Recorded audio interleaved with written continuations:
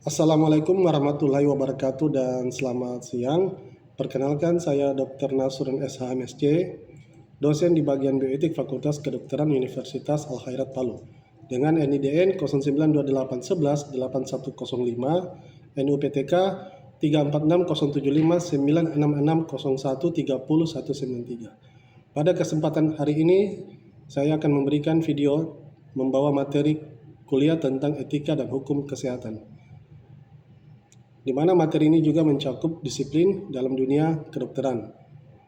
Materi tersebut sangat penting diberikan bagi mahasiswa di semester 2 Fakultas Kedokteran Universitas Al-Khairat, di mana pemahaman-pemahaman tentang etika, hukum kesehatan, dan disiplin sangat perlu ditanamkan mulai dari awal fase pendidikan di kedokteran. Semoga materi tersebut dapat memberikan dan membuat mahasiswa mengambil keputusan dan berperilaku baik secara etis sesuai dengan norma-norma hukum serta disiplin di dalam menjalankan profesinya nanti. Terima kasih. Wassalamualaikum warahmatullahi wabarakatuh dan selamat siang. Assalamualaikum warahmatullahi wabarakatuh dan selamat pagi. Oke, pagi hari ini saya ulang lagi ya, untuk materi kuliah etika hukum dan disiplin dalam praktek kedokteran. Silakan di copy materinya, scan barcode sebelum saya mulai. Oke, lanjut. Oke.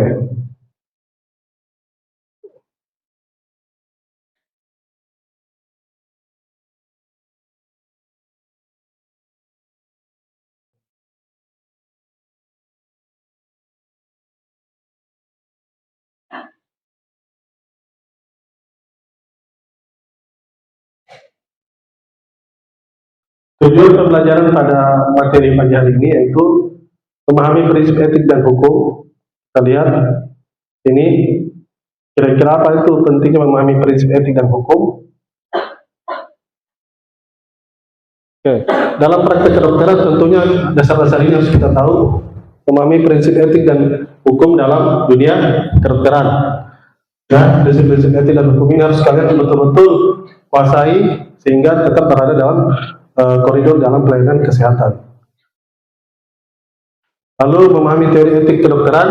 Teori etik kedokteran mulai dari zaman Sumpah Hippocrates hingga sekarang, yang di Indonesia sendiri itu ada namanya KODEKI, Kode Etik Kedokteran Indonesia.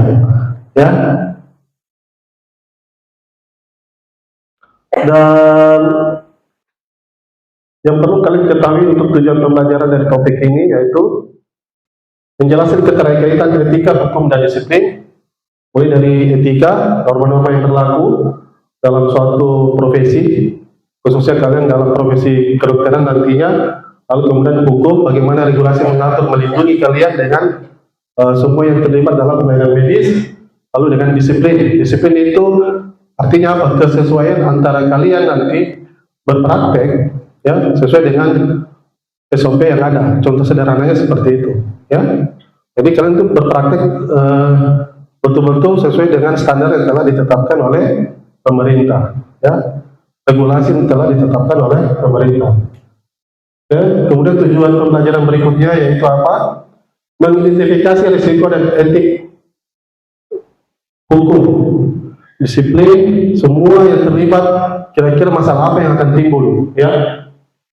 Nah, kemudian menghindari pelanggaran yang dapat merugikan pasien dan tenaga medis. Jangan lupa tenaga kesehatan juga. Kemudian menerapkan etik dan hukum. Prinsip-prinsip ini harus kalian terapkan dalam kehidupan sehari-hari di dalam pelayanan kesehatan ya. Bagaimana caranya pengambilan keputusan klinis berbasis kasus yang nyata, yang real ya. Misalnya tadi sebelumnya sudah saya berikan tentang apa itu dilema etik ya dalam pengambilan keputusan, yang dimana di situ harus melihat berdasarkan analisa dari kajian dasar bioetik dan etika klinis or BAKS ya. Kemudian untuk meningkatkan tentunya kualitas pelayanan baik pelayanan tingkat primer hingga rujukan tingkat lanjut, ya. Itu tujuan pembelajaran. Nah, sekarang latar belakang materi kenapa harus diberikan dan harus kalian ketahui, memahami, dan kalian terapkan dalam kehidupan sehari-hari kalian nanti bila mana kalian akan menjadi seorang dokter. Mau jadi dokter kan? Atau sampai esket saja? Nah, makanya ya belajar. Bagaimana Nona? Iya dok. Jadi jangan Terlambat. terlambat. Ya, itu ya. Latar belakang etika, hukum, dan disiplin. Nah, ini dalam konteks pelayanan era modern, ya. Kita lihat di sini. Ini gambarnya nih. Pokoknya semua gambar ini berkaitan tentang bagaimana penggunaan teknologi di dalam dunia medis, dunia kedokteran, AI, segala macam. Ya. Nah, ini sangat keterkaitannya untuk apa? Pada saat kalian melakukan pelayanan medis, bagaimana aspek etikanya, ya? Aspek etikanya itu misalnya kalian tahu kan ini semua AI teknologi semua yang menganalisa itu apa? Komputer, ya? Artificial intelligence. Itu mereka tidak punya hati, ya? Kalian sebagai manusia punya hati. Nah, jadi jelas itu perbedaan dasarnya. Jadi bila mana nanti pasien kalian konsultasi melalui AI terus dia sandingkan dengan kalian, kira-kira cara menghadapinya itu seperti apa? Ya, di sini peran aspek etik kedokteran. Lalu kemudian hukum dan disiplin. Hukum mengatur tentang penggunaan bagaimana fasilitas kesehatan yang telah berubah dari zaman dahulu sampai zaman sekarang apa, ya. Kemudian teknologi yang berkaitan dengan dunia medis itu semua diatur oleh regulasi yang dikeluarkan oleh pemerintah. Ya, tentunya pengobatan-pengobatan terbaru, teknologi terbaru itu semua harus mempunyai dasar hukum penggunaannya. Jelas. Nah, dari dasar hukum penggunaannya itu kemudian turun menjadi disiplin. Dalam bentuk apa? Dalam bentuk apa disiplin itu di profesi medis biasanya? Datang tepat waktu. Kemudian apa lagi setelah datang tepat waktu? Terus kalian berada di apa? Fasilitas kesehatan seperti rumah sakit. Kalian mau menggunakan alat itu apa? Bentuk disiplin seperti apa? Sesuai aturan itu dalam bentuk apa kira-kira? Apa? Kasih keras. Sesuai SOP. Itulah yang dinamakan di disiplin. Ya. Tapi ingat, ada juga satu hal. Hukum mengatur tentang apa? Tingkatan pengetahuan dokter, ya, mulai dari dokter umum, spesialis hingga subspesialis itu berdasarkan apa? Ada yang tahu? Apa? Kompetensi. Iya, kompetensi. Ya. Jadi kalian juga harus disiplin dalam hal itu, ya. Latar belakang etika, hukum, dan disiplin. Ingat itu tadi.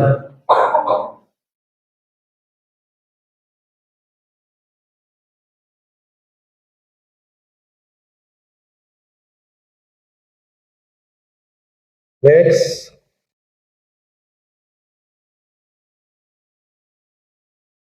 Nah, kemudian definisi dan terminologi etika itu sendiri. Etika sebagai karakter manusia, ya. Ada orang yang dibilang apa? Tidak bermoral. Contohnya apa?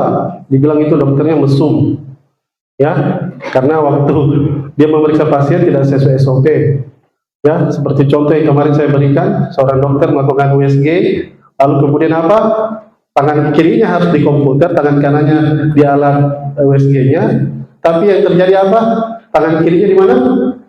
Di payudara pasien. Nah, itu salah, ya. Padahal ini kehamilan trimester pertama, ya. Trimester pertama, kedua, ketiga, tetap tidak sampai memegang payudara pasien, ya. Gitu. Jadi karakternya bisa dilihat, ya. Kemudian perbedaan etika dan etiket. Ingat, etika itu kode etik profesi yang dalam bentuk tertulis, misalnya kode etik kedokteran Indonesia. Etiket perilaku kalian sehari-hari. Bagaimana kalian berbaur interprofesional kolaborasi antara kalian dengan tenaga kesehatan lainnya, kalian sebagai tenaga medis dengan kalian juga sesama tenaga medis, dengan sesama dokter, dengan pasien, dengan keluarga pasien. Ya, itu.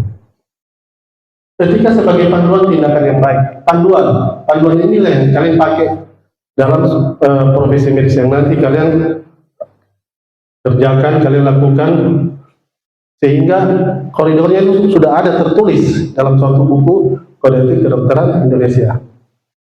Ingat ya, tidak hanya seorang profesi dokter, rumah sakit pun ada juga namanya majelis ya, majelis kehormatan etik rumah sakit ya.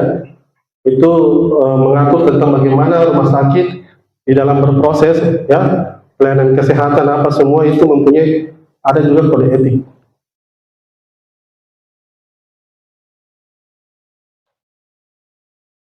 Lanjut, ini tadi perbedaan etika dan etiket ya.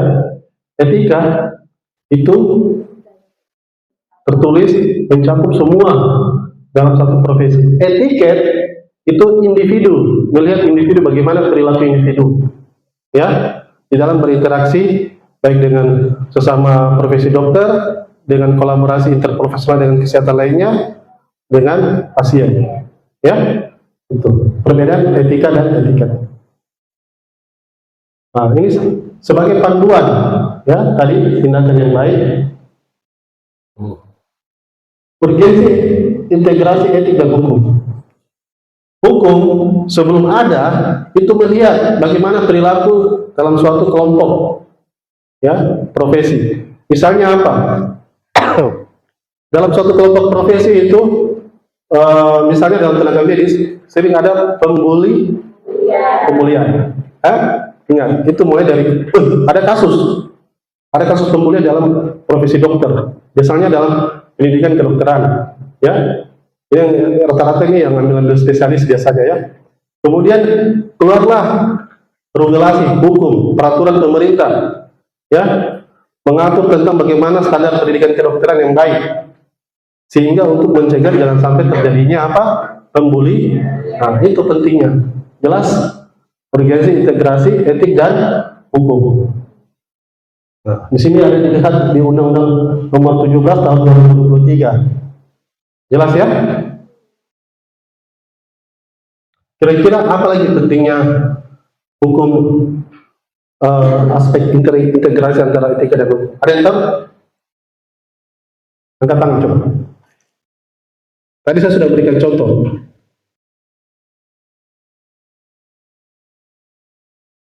Kira-kira seperti apa? Ingat ya, hukum itu dasarnya, meskipun kalian bukan anak mahasiswa fakultas hukum, ya, hukum itu mengatur tentang apa? Aspek apa? Pertama keadilan, ya. Terus kemudian apa? Keamanan, asas keamanan ya. Keadilan itu adil begitu. Istilahnya, pokoknya keputusannya itu memang sesuai dengan aturan yang berlaku, yang tentunya semua sama di hadapan hukum, ya. Nah, keamanan, keadilan, asas manfaat, kemudian ya, manfaatnya seperti apa? Yaitu mengatur suatu perilaku di dalam masyarakat, ya. Ini mengatur profesi medis ya di dalam dunia kedokteran, begitu contohnya, ya. Jadi bila mana nanti kalian melihat, dari pelanggaran etika itu kemudian tidak ada perubahan, lalu kemudian berdampak kepada pelayanan medis, hati-hati. Ini bisa jatuh ke aspek hukum. Jelas ya?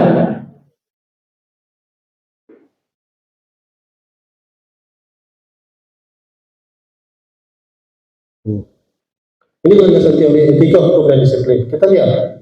Nah, ini tadi dalam kajian dasar bioetik, ya, etika profesi medis, beneficence, ya, kebaikan, berbuat baik untuk pasien. Lalu apa? Non maleficent, tidak merugikan pasien, ya. Artinya apa? Kita berbuat betul-betul tindakan yang istilahnya keputusan itu meskipun buruk, tapi tidak yang lebih buruk lagi kita ambil begitu ya. Pasien kita terima kondisinya buruk, tidak sesuai dengan kompetensi kita, ya kita rujuk. Jelas ya? Tidak memperburuk. Lalu apa? Autonomi. Ingat, saya selalu ulang. Dulu tuh ada namanya paternalistik. Artinya apa? Hubungan antara dokter dengan pasien. Pasien itu harus patuh sama dokter. Ya, hubungan antara seorang ayah begitu kepada orang tua kepada anaknya. Ya, jadi harus patuh. Sekarang tidak. Sekarang namanya apa? Partnership. Ya, hubungan kesetaraan. Hubungan inilah yang diatur untuk hak otonomi pasien. Ya.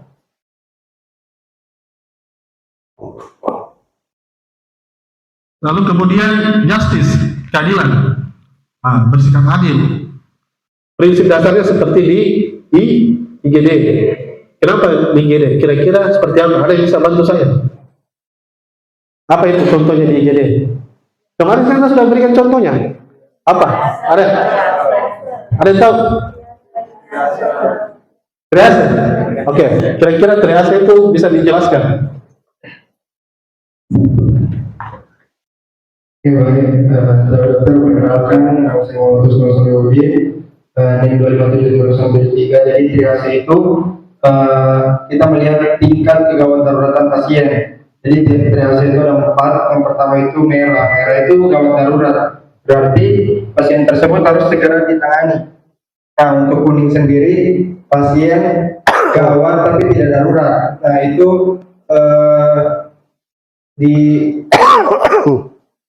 dia urgent, urgent tapi tidak terlalu darurat. Oke, terus? Nah, terus untuk hijau itu dia seperti batuk, ya. Demam itu hijau. Kalau hitam? Hitam itu pasien meninggal. Kalau yang merah? Merah gawat darurat, harus segera ditangani. Oke. Jadi misalnya contoh, ini yang datang ini orang asma, ya toh? Dia masuk dalam triase kuning karena ya maksudnya asmanya sudah agak-agak tidak begitu apa? Sudah tidak begitu, dia rasa sudah tidak bisa tertolong dengan alat bantuan inhaler begitu obat. Lalu kemudian ada, dia pertama datang ya, lalu kemudian ada korban kecelakaan, ya pendarahan begitu. Kira-kira mana yang lebih ditolong duluan? Yang sesuai yang datang duluan atau tingkat keparahan? Tapi dokter, yang ditangani duluan itu yang korban kecelakaan karena kendaraannya masih aktif. Jadi seperti itu ya. Oke, berikan aplaus. Jadi so far so good ya.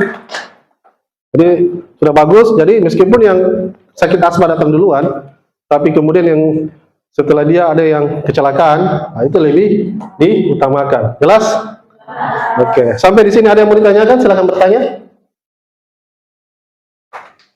Sebelum saya lanjut, ya, itu tadi justice, adil. Oke, nah, ini moralitas sosial etika bersama ya. Kalian tidak hanya di rumah sakit, tetapi misalnya kalian menerapkan prinsip tadi itu dalam memberikan penyuluhan di masyarakat, ya. Kehidupan sosial masyarakat, sebelum kalian memberikan penyuluhan pasti kalian pelajari dulu kan apa yang dibutuhkan kira-kira, misalnya pemahaman tentang PHBS, pola hidup bersih dan sehat, gitu ya. Kemudian kepribadian mulia, karakter yang baik, ini kalian akan menjadi contoh ya, menjadi contoh di masyarakat. Misalnya seorang dokter ya, biasanya itu kalau acara-acara di kelurahan, di RT RW yang kasih kata sambutan, pasti yang dipanggil apa? Dokternya biasanya itu ya. Karena apa? Sekalian juga misalnya penyuluhan kesehatan. Pembentukan karakter dan moralitas individu.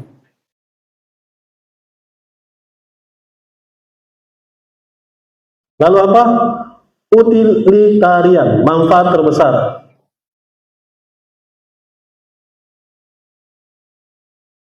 Oke? Hasil akhir yang dihasilkan di mana tindakan dinilai lebih baik jika memberikan manfaat terbesar bagi jumlah orang yang berbanyak. Ini khususnya bagi kita di Sulawesi Tengah ya. waktu kejadian gempa bumi 2018, ya kan? Nah, itu pokoknya semua ini utilitarian, ini pengertian dasarnya penggunaan semua fasilitas yang betul-betul yang bisa dimanfaatkan pada saat itu, ya, maupun kondisinya betul-betul sudah istilahnya masih bisa layak pakai untuk korban gempa, itu kita harus betul-betul memanfaatkannya, ya. Misalnya apa? Obat-obatannya, alatnya jatuh tapi masih dalam kondisi steril, fasilitasnya hancur, ya tidak mungkin kita rawat di dalam ruang perawatan kan, kita bawa keluar. Nah, itu kejadian di tahun 2018. Jadi semua menggunakan ini fasilitas yang ada untuk manfaat terbesar menolong korban pada saat gempa, ya, manfaat terbesar. Nah, deontologi, kewajiban mengharuskan individu untuk melakukan tindakan yang benar berdasarkan kewajiban moral. Jelas, deontologi ini kewajiban, pokoknya bukan lagi berdasarkan kompetensi. Pada saat kejadian gempa, perawat kemudian memberikan obat yang pemahaman dasarnya dia, ini kalau diberikan, misalnya ada luka begini harus setelah dijahit apa semua diberikan antibiotik, itu saja sudah cukup, ya. Ini ada namanya aspek force majeure, ya, kejadian yang tidak dapat diduga. Jadi aspek ini deontologi kewajiban itu harus betul-betul seorang tenaga medis, tenaga kesehatan memberikan seluas-luasnya, ya, melihat berdasarkan kondisi medis. Jadi lagi bukan lihat berdasarkan misalnya kompetensinya, aduh ini harus jahit, ini yang harus berikan antibiotik, ini seorang dokter. Tapi pada saat itu dokternya sudah tidak ada. Jadi mau bagaimana lagi? Mau tunggu dokternya datang 2-3 hari? Tidak kan? Jadi harus apa? Ditolong segera pada saat itu. Meskipun kamu seorang bidan atau perawat. Kemarin itu di gempa 2018, bidan yang melakukan hekting ini, rawat luka, apa semua, dia berikan antibiotik. Ya, seperti itu. Lalu kemudian apa? Bagaimana dengan di Indonesia? Kita lihat. Di Indonesia sudah diatur. Semua sudah diatur di dalam Undang-Undang Nomor 17 Tahun 2023. Mengatur tentang aspek etikanya, disiplinnya, dan regulasi tentang tindakan medis. Ingat ya, ingat, selalu saya sampaikan, bila kalian bertindak, kalian juga harus melihat bagaimana regulasi yang melindungi kalian nanti. Makanya, sederhananya itu, setiap tindakan sederhana, ataupun tindakan yang berisiko besar, misalnya operasi elektif, atau operasi yang sito begitu, itu ada namanya informed consent. Aspek informed consent itu dia sudah memiliki 3 aspek ini. Etika, istilahnya dalam bahasa kita tabe, itu ya pertama. Kemudian disiplin sesuai dengan SOP. Ini biasanya harus penting betul-betul, misalnya tindakan medis yang sederhana, tindakan medis yang berisiko tinggi. Contohnya apa? Operasi besar, operasi bedah, ya, atau misalnya operasi kandungan, ya, SC. Itu harus ada hitam di atas putih. Jelas? Nah, lalu kemudian apa? Hukum. Ingat, informed consent itu sebagai apa? Alat bukti. Ya? Kenapa? Tadi kamu sudah jawab alat bukti. Kenapa? Alasannya apa alat bukti? Nah. Karena misalnya ada sesuatu pas kita informed consent itu untuk operasi besar, misalnya ada terjadi sesuatu pada saat operasi atau ada permasalahan, itu sebagai buktinya kita sebagai dokter, kalau kita itu sudah melakukan informed consent, sudah memberitahu pasien tentang apa-apa saja indikasi-indikasi setelah operasi. Wah, itu ya sebagai alat bukti. Itu contohnya informed consent. Selain informed consent ada namanya informed refusal. Apa itu informed refusal? Ada yang tahu? Hah? Apa itu informed refusal? Coba. Dokter informasi itu penolakan tindakan, di mana setelah dokter menjelaskan tentang apa yang akan dilakukan kepada pasien, di mana setelah kita memastikan itu, berarti setelah pasien tahu apa yang dilakukan dirinya, itu dia melakukan tindakan tersebut. Oh. Di mana kita sudah memastikan apa saja, tapi pasien memilih untuk menolak tindakan tersebut. Kita Jadi? sebut dengan incompetence. Jadi harus hitam di atas putih tidak? Kira-kira. Gunanya hitam di atas putih untuk apa? Sebagai apa? Sebagai bukti. Nah, itu ya. Sebagai alat bukti. Alhamdulillah. So far so good lah kalian. Ya. Dan itu tadi aspek hubungannya antara etika, disiplin dan hukum. Oke. Di Indonesia sudah diatur ya. Undang-Undang Nomor 17 Tahun 2023. Itu.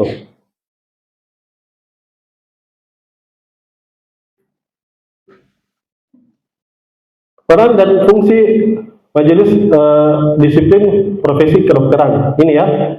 Ini mengatur tentang bagaimana fungsinya, menilai pelanggaran disiplin, memberikan rekomendasi. Pelanggaran disiplin ini akan dianalisa sesuai tidak dengan SOP, sesuai tidak dengan level kompetensinya.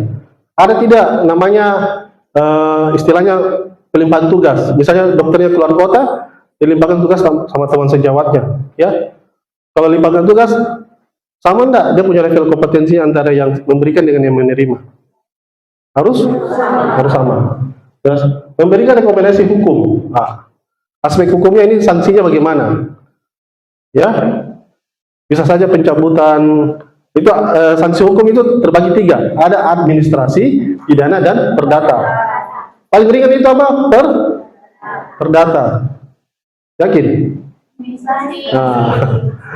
Administrasi ya. Kenapa administrasi paling ringan? Itu biasanya administrasi pencabutan apa? SIP dengan STR. Itu berat juga loh, bukan ringan. Kamu nggak bisa praktek seumur hidup, ya? Jelas? Tapi sebelum itu ada namanya apa? Istilahnya sanksi untuk dikembalikan ke kolegium, ke organisasi profesi, biasanya untuk belajar kembali begitu, ya. Mendukung penegakan disiplin medis. Nah, ini penegakan disiplin. Ingat, itu Majelis Kehormatan Disiplin Kedokteran Indonesia itu akan mengawasi kalian selama berprofesi seorang dokter. Itu penting. Dia akan memberikan rekomendasi kepada aparat hukum. Kira-kira ini masuk di mana? Perdata, pidana, atau administrasi? Perdata ya ganti rugi, ya. Pidana apa? Kurungan badan. Jelas? Nah, sampai di sini kira-kira ada yang bertanya soal materi ini? Ya, silakan. Maju. Ini.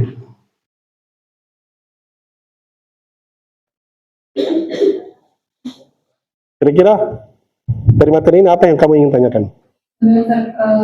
Sebelumnya terima kasih atas kesempatannya. Ya. Saya Rizky Ramadhani, 2577 telepon. Tapi dokter, mengenai pertanyaan saya, itu kan dokter bilang awalnya hukum itu sifatnya adil dan melindungi memberikan keamanan. Asas manfaatnya, ya. Ya. Terus? Tapi kalau dilihat dari contoh kasusnya itu masih banyak junior PPDS yang kena pembulian dan juga perhubungan dari seniornya. Terutama kalau kita mengambil kasus, kita ambil kasus saja di bagian di Sulawesi Utara atau di Manado, contohnya rumah sakit. Ya, itulah. Oke. Kira-kira ini apa, kita jaga nama baiknya juga ya. Baik. Ya. Terus? Kira-kira apa tindakan atau undang-undang yang bisa mengatur kalau misalnya yang menjamin setiap peserta didik si PPDS itu bisa aman dan nyaman dalam pendidikannya. Kan pada dasarnya itu kan kita semuanya membayar dalam pendidikan tersebut, dan bayarnya itu tidak murah. Oke, terima kasih. Kita berikan aplaus dulu pertanyaan.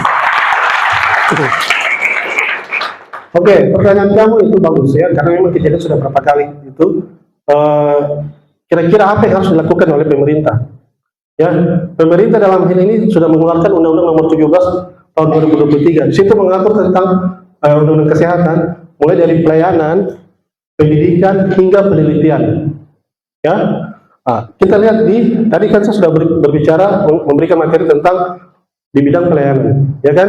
Bagaimana tentang di pendidikan? Pendidikan itu, ya dalam penerapannya itu di Undang-Undang Nomor 17 Tahun 2003 mengatur tentang sanksi, ya. Sanksinya itu juga ada step by stepnya. Nah, sanksi terberat itu bisa dipidana bila betul-betul ini sudah istilahnya melanggar ini apa peraturan akademik, ya. Jelas-jelas itu peraturan akademik. Saya kira tidak hanya peraturan akademik, di dalam bermasyarakat juga itu kan ada diatur tindak pidana pembulian, ya, apalagi dalam fase pendidikan, ya, fase akademik. Di situ mulai ditelusuri, bukti-bukti dikumpulkan. Oh, bukti-bukti yang apa istilahnya secara verbal maupun non verbal. Misalnya non verbal seperti apa? Ada tindak kekerasan, ya. Verbal, ya bisa dalam bentuk chat, ya, intimidasi atau kata-kata. Itu dikumpulkan semua.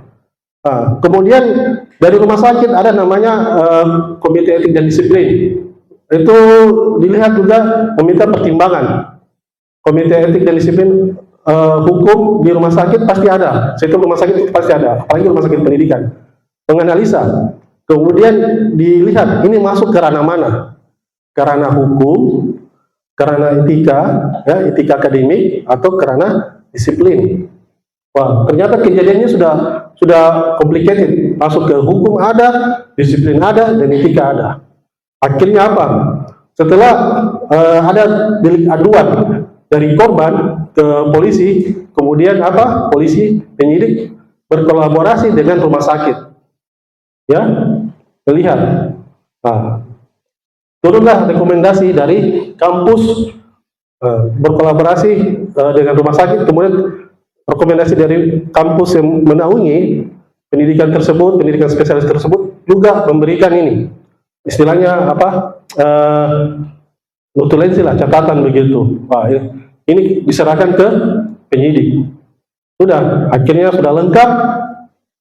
Istilahnya kalau sudah lengkap itu apa? P21, ya, dalam bahasa hukum. Nah, diberikan ke jaksa.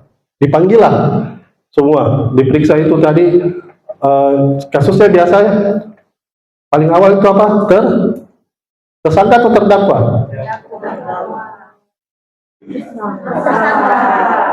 Kalau terdakwa itu sudah apa? Ketok. Nah, ini perlu kalian pahami juga, ya, fase-fasenya. Disangkakan, ya. Tapi ingat, ada namanya apa? Dalam penyelidikan kepolisian itu ada namanya asas praduga tidak bersalah, ya. Sampai dikumpulkannya itu semua bukti-bukti. Jelas? Ya, kalau dilihat sudah, dilihat itu berat ringannya. Jelas, ya? Nah, jadi ada fase-fasenya. Nah, kalau dilihat berat, ya, sampai menimbulkan korban jiwa, wah itu bahaya, pidana. Tapi kalau misalnya ini ringan, ya paling ke perdata, apa administrasi, ya. Kalau administrasi dikembalikan ke kampusnya.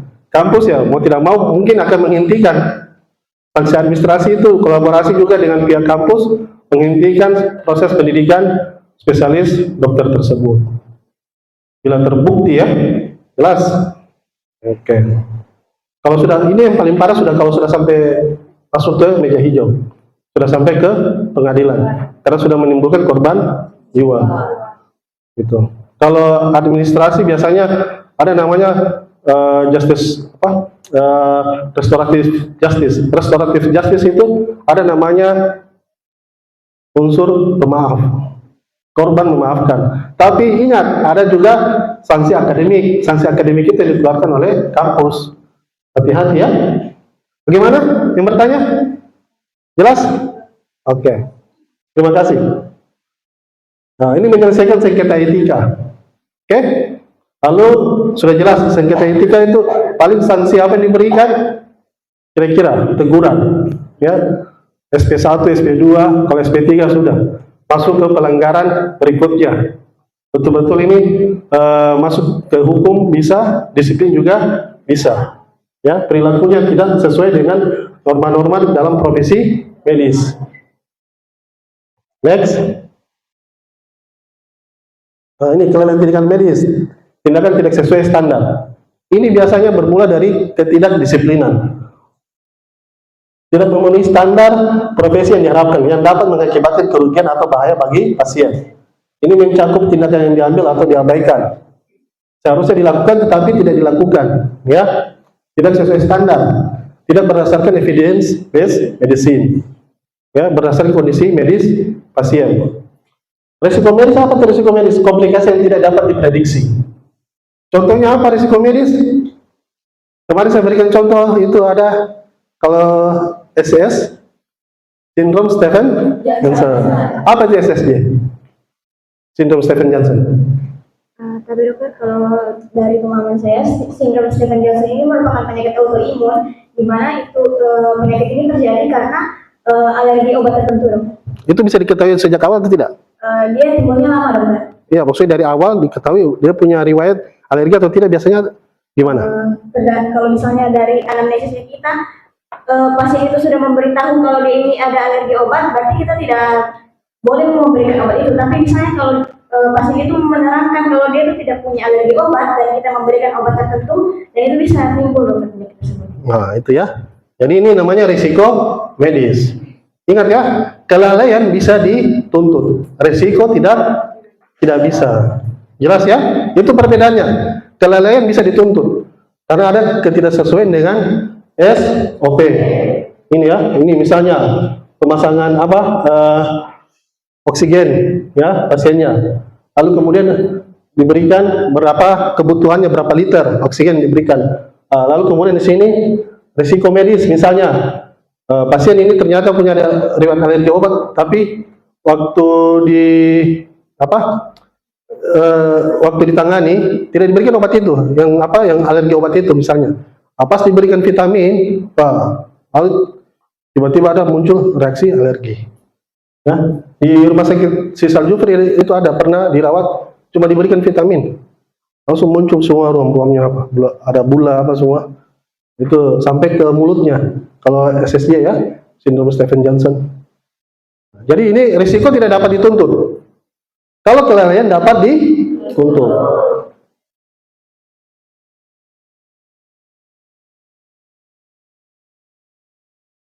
Oke. Tanggung jawab. Oke, ini tadi tanggung jawab pidana dan perdata dan kelalaian medis. Semua harus bertanggung jawab sesuai dengan level kompetensinya dan profesinya. Jelas ya? Oke. Ada pidana, perdata, administrasi. Yang paling ringan itu ya tadi, administrasi. Tapi berat juga sih kalau dicabut STR dan SIP-mu. Oke. Saya kira cukup untuk materi tentang hukum kesehatan, disiplin dan etika. Tadi misalnya kalau ada yang sudah paham, alhamdulillah. Tapi kalau belum, silakan bertanya. Yang mungkin masih kurang paham unsur ketiganya, ini silakan untuk materi di scan barcode-nya.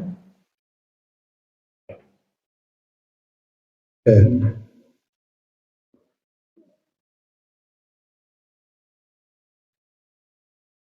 Untuk hari ini materi saya tentang hukum kesehatan, disiplin dan etika. Bila ada yang masih bingung, silakan ditanyakan.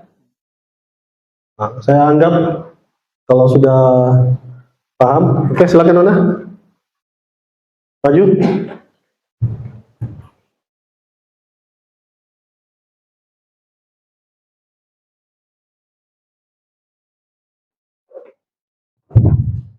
Dokter itu memperkenalkan diri, nama saya Dahlan Kamila dari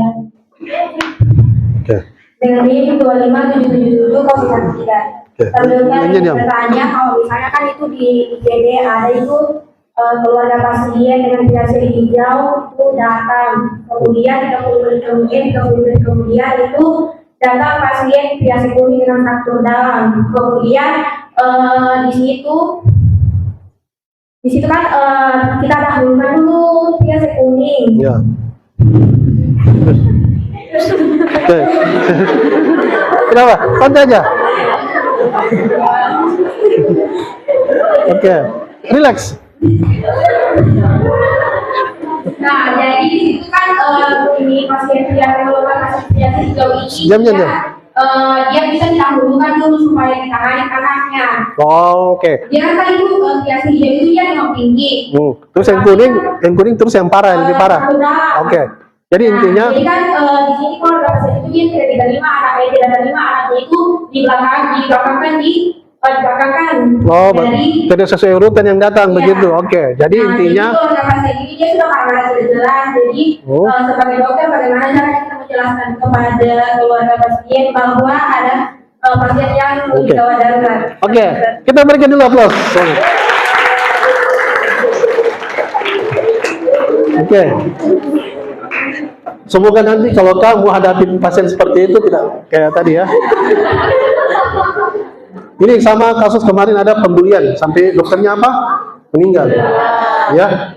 Tapi itu kasusnya ya you know lah. Oke, jadi seperti itu. Di sinilah ada namanya komunikasi efektif. Jelas. Komunikasi efektif itu penting. Ada komunikasi verbal dan non verbal.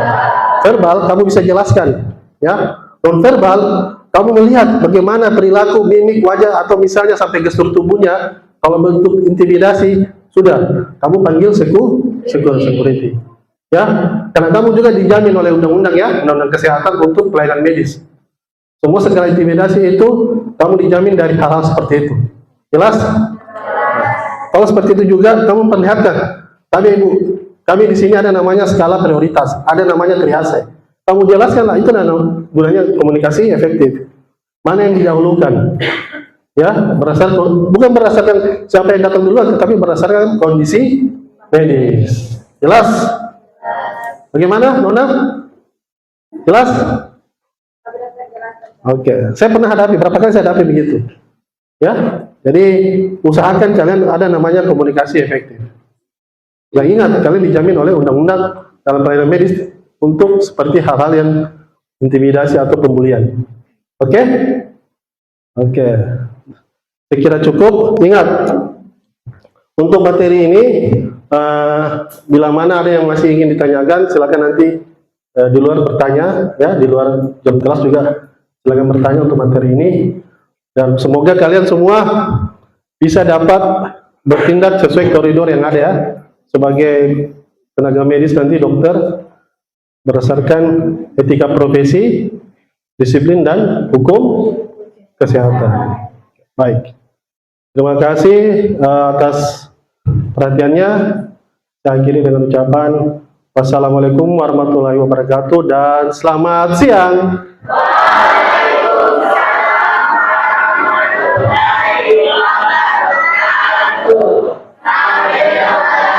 Terima kasih.